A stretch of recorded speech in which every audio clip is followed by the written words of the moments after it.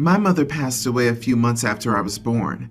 My biological father, Dan, stayed for the first 6 years of my life, but he ended up remarrying and moving with his new wife across the country, so he left me with my grandparents.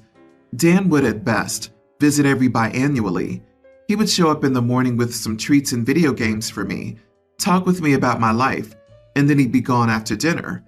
Dan's visits became less frequent as I got older. I have many memories of my grandparents calling Dan when they thought I was asleep. They would beg Dan to visit me more or bring me with him to Georgia because a boy needs his father.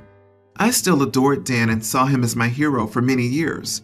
However, Dan stopped visiting me after I tried to ruin his marriage with my selfishness. Dan didn't call me to wish me a happy 13th birthday, so I called him over and over, hoping that he just didn't want to wake me up because of the time difference. His wife, Sarah, answered the phone. Sarah was a lovely lady, and I discovered Sarah didn't even know I existed. Dan told Sarah that he'd been visiting California on business and how he was childless. Dan screamed at me later, saying how I deliberately tried to ruin his marriage and how selfish I was to always demand his time. After that point, Dan stopped visiting me, and I viewed him as nothing more than a sperm donor to me. I live a pretty good life. My job is nothing to brag about in terms of being fun, but it's honest work and pays well. My wonderful wife and I have a little girl, Harper, who's the joy of my life. I tried not to think about Dan until I started getting notifications on social media. I didn't know Dan had social media. We also have a very generic surname, so I didn't worry about us finding each other. Dan left comments on almost all of our posts about Harper, from her last day of second grade to the newborn pictures. His remarks all said how beautiful and bright his granddaughter was. I messaged Dan telling him that he has no right to act like Harper's grandfather and to stay away from my family. He replied that Harper was his granddaughter and he gave me life, so I owe him some respect. I warned him again and blocked him. I made a post the other day, and Dan, on a second account, commented how Harper gets her good looks from her grandpa. I replied to Dan that if he wanted to act like my dad, he had until I was 32 to do so, and he has no right to pretend he's some great father and grandfather when he moved across the country and left me with my grandparents at 6. I blocked Dan again. I learned secondhand that Dan is being shamed online and will likely delete his account soon. Family members said that I was right about Dan, but calling him out online was not the mature way to handle things. I realized I could have just blocked him, but for me, you don't get to ditch your kid and then swoop in and act like a family man now that it suits you. Am I the idiot? Not the idiot. He literally walked out in your life after your mother died when you were 6 years old. Then decades later, he creeps on your social media, commenting about his granddaughter out of nowhere. Then when you told him off and blocked him, he created a new account to start the creeping and stalking again. He screwed around and found out. You've done nothing wrong here. This man pretended you didn't exist for like 26 years of your life, and I'm sorry at how harsh that sounds. So what right does he have now to dance into your life to try and claim your daughter? You ruined his marriage? Nah, mate. He ruined it himself by keeping you a secret from his wife. His beautiful granddaughter? Heck no. He has no claims on your children after disowning you. But people are right. Shaming him online isn't the best use of your time. In your place, I'd go with newspaper ads in his hometown and a short-run billboard campaign. I would also consider a 30-second video detailing how he abandoned his son. By advertising in geolocation around his home and work, a 2-mile radius should do. Use Facebook's ad targeting and do Facebook and Instagram. Lastly, register a URL of his name and put up a website, then fund an AdWords account to keep that site prominent. He can make it all stop by paying his back child support and coming off with some overdue birthday presents. You're not an idiot, OP. You didn't think to do any of this. It would be funny to do that, but I've decided that Dan is not worth another second of my time, especially not another penny from my wallet. Thank you all for your support. My wife and I are now setting our social media to private. If privacy is not a setting on an app, we'll not post any more photos or videos of our daughter. My girlfriend and I have a beautiful baby girl. When we first learned that we were pregnant, we were so scared and we didn't know what to do. When she told her family, they wanted her to get an abortion because they didn't want her to ruin her life and future. They didn't like me dating her, so the news made them hate me even more. My only family is a brother who said that once I became an adult, I wasn't his responsibility anymore. After a week or so, she came to me crying, saying that she wanted to keep the baby, but was scared that I'd run away if she did. I assured her that I wouldn't do it no matter her decision because I love her. We moved in together shortly afterward because she didn't want to stay with her family after they kept trying to change her mind. A few weeks before she gave birth, the family's demeanor towards her completely changed, but they still despised me for getting her pregnant and taking her away. Shortly afterwards, she informed me that her mom would stay with us when the baby was born because we were inexperienced and would need all the help we could get. These past weeks have felt like a nightmare for me because her mom has been treating me like crap and trying to control me. I can't hold my girl because she'd just take her away from me, saying she needs to be fed, changed, or whatever. Sometimes she'd give me a few minutes before taking her away from my hands. If I tried to change the diaper, she'd stop me by saying that I didn't know what I was doing, but still refused to teach me. Whenever I brought this up with my girlfriend and requested that she talks to her, she'd just tell me to stop being unappreciative because her mom was doing so much for us. So I kept my mouth shut most of the time and just went with it. Well, I had a bad day at work. All I was thinking about was holding my daughter. When I came home, my girlfriend's mom was holding her. She refused to hand her over when I asked her by saying that she had just fallen asleep and was going to put her in her crib. Her response added to my anger, so I told her she needed to get out. We got into a huge argument after my girlfriend tried to defend her again. I told her there was no way she would spend another second with us because I couldn't take another day when I wasn't allowed to hold my daughter without her mom's interference. Am I the idiot? Not the idiot. You gave your girlfriend a chance to fix the issue. She refused, so the next step was to get her mother out. After 5 weeks, the mother really doesn't need to live there anymore anyway. She's destroying your relationship with your girlfriend and your new daughter. You did the right thing. She doesn't like you, as you said, so nothing you would have done or do will fix that. Grandma was straight up alienating OP from his daughter in his own home. Next, she'll convince her daughter to leave with the baby. It's disappointing how quickly the girlfriend turned on OP after how her parents treated her during the pregnancy. I wonder if the sudden change of demeanor, going from chastising and criticizing your girlfriend to suddenly being on her side and helping her, could be seen as a tactic to get the girlfriend back under the family's thumb. I don't think OP did anything wrong in finally putting his foot down, but it makes me wonder what his girlfriend's mother's been saying while OP is at work. The mom is there only to poison the relationship while the girlfriend is vulnerable to hormones. They think the OP is controlling and she needs to come back to get away.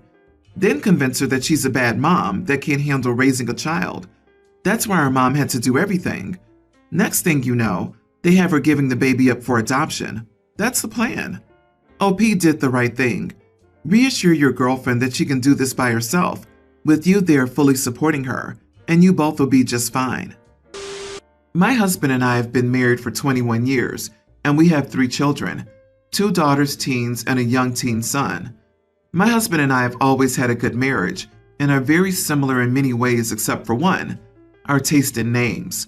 My husband's always favored a more traditional and classic name, while I preferred a name like my own, more different and out there and modern. When it came to naming our children, there were no names we both liked, so we compromised. My husband named our oldest, I named our second child, and our son was given the first name by my husband and a middle name by me. Our oldest has never liked her name. She asked to change it a few times over the years, asking for a name more like her sister. My husband would tell her how beautiful her name was and how it was meaningful because it represented her family. She said it felt boring and old. In the last 2 years, she's been more open about this and has brought it to our attention many times after. She found a name she loves that she's been using and wants to use it. She recently sat us down and asked that we consider letting her change it before she turns 18 so she can start off her adult life with less paperwork needing to be changed and fewer hoops to jump through. My husband shot it down hard. He told her that she has a beautiful name and will be thankful for it in a few years when she enters the professional world and wants to be taken seriously. Our daughter pointed out that I never had trouble. He told her that he gave her the name with love and thought and tied her to several family members. When she pressed more, he told her the decision was final. I told her we would discuss it and talk with her again. My husband said no way. Once we were alone, I told him to get over himself, that I understood he loved her name as it is now and had poured love into choosing her name, but he's not the one who has to live with it. And I pointed out that he'll alienate her by refusing point blank even to consider it and to take such a hard stance, which implies quite strongly that even if she changed her name at 18, he would still call her by the name he gave her. He said that's exactly what he would do, and I told him everything I said needed to be emphasized. He said I couldn't talk because all our kids apparently favor my taste in names, and he might as well not have chosen any names or cared at all. I could tell he was upset. However, he felt somewhat personally rejected by it, so I'm not questioning if I'm the idiot. Not the idiot. It's her life, and as long as she doesn't want to be called ketchup or something that'll actually make problems, it's fine. This also doesn't seem to be a mood or something she'll be over in a month. It's never a good idea for one parent to choose the first kid and the other to choose the next one. It's a recipe for people getting upset. I totally get that he's upset since it's the only name he chose, but he isn't the one who has to live with it. He'll be the idiot if he refuses to support your child or denies the name change once they're 18. Hopefully he'll come around. I have a nice normal name that no one spells or says correctly. It's a bit dated and yet very popular, and I've always hated it. I haven't gone by it since I was 8 years old. That's over 2 decades of not using that name. My mom always made such a big deal out of it. It didn't matter to her at all how I felt about my own name. She liked it, so that's that. It's one of the things that pushed us apart, was her weird possessiveness over my name. Parents who do that need to step back and remember, it isn't about them in this situation. And yes, you're absolutely right that your child will go no contact with her father because he's too determined to respect a name rather than to respect a person. My ex and I have a daughter together, pre-tween. She lives with me, but has stayed with her mother for most of the summer break. My daughter returned home earlier this week, and it was revealed that she had gotten some new ear piercings during her stay with her mother. When my daughter left for her mother's, she had 1 earring in each ear, but it was a bit of a shock to see she now had a row of 4 small studs in each lobe. I was upset for many reasons. Not only was this not discussed with me, but her mother knows that I was not too pleased when she took her to get her first piercings done as a baby. I also felt that the multiple piercings looked way too much on her small ears and were really not suitable for when she was out playing. That night when cleaning them, I decided it was best to remove them. The seconds looked like they were already healed, but the third and fourths were freshly pierced and closed up overnight. A couple of days later, my daughter went to visit her mom for a family gathering, and my ex was furious when she discovered I had removed the earrings and let them close. My ex demanded that I reimburse her for the cost, which I refused. My daughter's also upset that she can't wear her new earrings anymore, but I'm not even sure it'll be allowable when school starts. Am I the idiot here? Your ex should have at least informed you that she was getting your daughter's ears pierced again. But you are the idiot because, removing the earrings, you ensured that your daughter had holes drilled into her ears for nothing, since you allowed the holes to close. And you're punishing your daughter because you're angry at what your ex did. You are the idiot. You complained that your ex didn't check in with you, but you didn't check in with her either. What did your daughter want? They're her ears. Respect that. She's not your property. She's her own person, no matter how young. Unless there's a health risk, you don't have the right to make this decision for her. And you need to stop using your kid as a tug-of-war rope. She's a young child, you moron. She also wants to be a princess and skip school. OP is not the idiot, and everyone commenting on this must be under 25 and have no kids, because on what planet is it appropriate for a little kid to have 4 studs in each ear? She's not 17, people. I'm with you. She might ask for an Elsa tattoo next time. This is insane. She's way too young to get earrings. At her age, you can't even sign up to Google, so how would you be able to consent to get ear piercings? What you said earlier about her getting piercings when she was a baby is ridiculous. If anything, your ex should have at least waited until she was a teenager. And anyway, getting piercings is a big thing, and 6 new studs at once without even telling you? Her mom is a clown.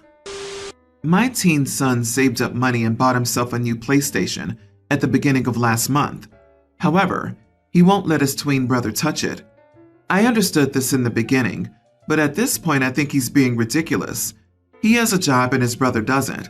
There's no reason not to let his brother play when he's not home. And if by some happenstance, his brother somehow breaks it, I told him I'd buy him a new one. The only reason he says his brother can't ever touch it is pure selfishness. As of their fight last night, I told him I would take it away from them if he didn't start sharing. He bought the PlayStation with his money, but it's my TV, my living room, and my electricity. Either he learns to be a part of the family, or he can keep it in his room in a box. Am I the idiot if I tell my older son he doesn't get to play with it unless he learns to share? You are the idiot. He bought it with his own money, and he shouldn't have to share it if he doesn't want to. Buy your younger child their own console. At worst, tell the older kid he needs to buy his own TV and put it in his room, so the console isn't out in the common area, tempting the younger kid. You are the idiot. It's not your teen's job to provide your youngest kid with entertainment. From your responses, I guess you have strict rules in your home and don't buy family gaming consoles based on some principle you have. How very manipulative of you to allow your older son to save up for his own console and then tell him that it's not his alone, but must be shared. Exactly. This is how to get your kid to resent you and his sibling. If OP wanted their sons to have a shared community property console, OP should have either bought it for them or reimbursed the son for something that he worked for and purchased. That would be the only common ground that would be fair. If OP takes the console, they would be stealing. Not the idiot. To me, the important thing here is that you're willing to buy him a new one if something happens to it when his brother's playing. So, given that, and the fact that the little brother wants to play when the older one is working, I think this is a very reasonable stance. Agree. People are saying OP should buy their younger son a new console just seem out of touch with reality to me. The teen indeed bought it with his own money, but buying a new one just because the oldest is being an idiot to the youngest is not right. It's not like the little brother can buy one for himself. Buying a second one is just a waste of money.